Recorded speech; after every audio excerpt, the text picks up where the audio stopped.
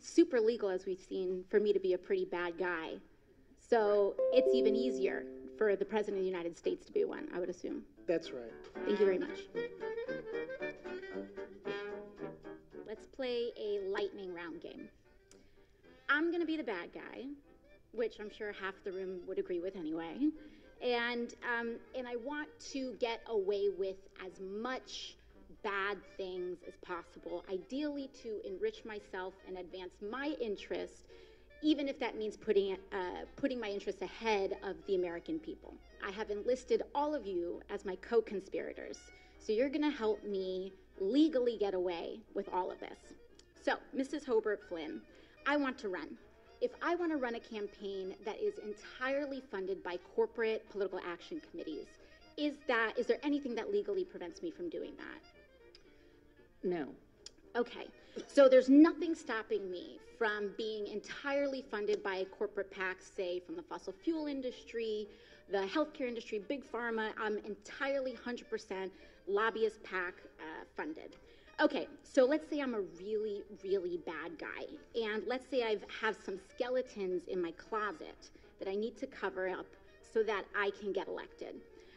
Mr. Smith, is it true that you wrote this article, this opinion piece for the Washington Post entitled, "These payments to women were unseemly, that doesn't mean they were illegal"? Well, I can't see the piece, but I wrote a piece under that headline in the Post, so I assume that's right. Okay, great. So, green light for hush money. I can do all sorts of terrible things. It's totally legal right now for me to pay people off. And that is considered speech. That money is considered speech. So, I use my special interest dark money funded campaign to pay off folks that I need to pay off and get elected. So now I'm elected, now I'm in. I've got the power to draft, lobby, and shape the laws that govern the United States of America.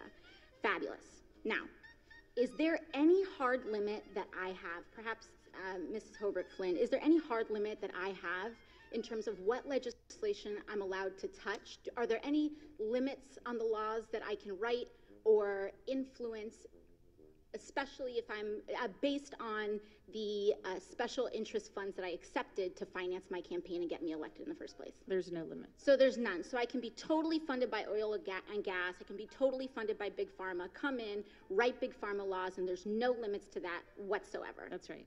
Okay, so awesome.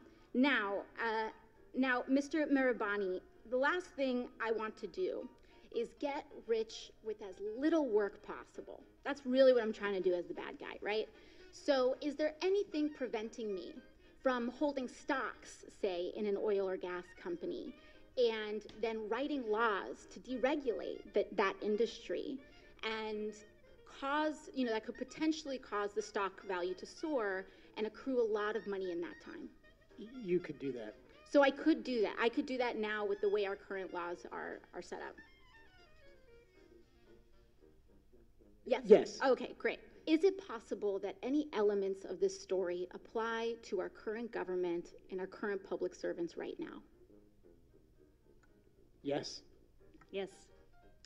So we have a system that is fundamentally broken. We have these influences existing in this body, which means that these influences are here in this committee shaping the questions that are being asked of you all right now. Would you say that that's correct, Yes. Mr. Mirabani or Mr. Schaub?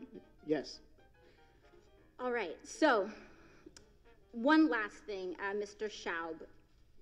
In relation to congressional oversight that we have, the limits that are placed on me as a congresswoman, compared to the executive branch and compared to, say, the President of the United States, would you say that Congress has the same sort of standard of accountability?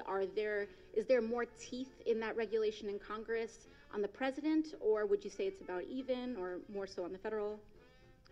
In terms of laws that apply to the president, Mm-hmm. yeah, there's just almost no laws at all that apply to the president. So I'm being held, and every person in this body is being held to a higher ethical standard than the President of the United States. That's right, because there are some ethics committee rules that apply to you. And it's already super legal, as we've seen, for me to be a pretty bad guy. So it's even easier for the President of the United States to be one, I would assume. That's right. Thank you very much.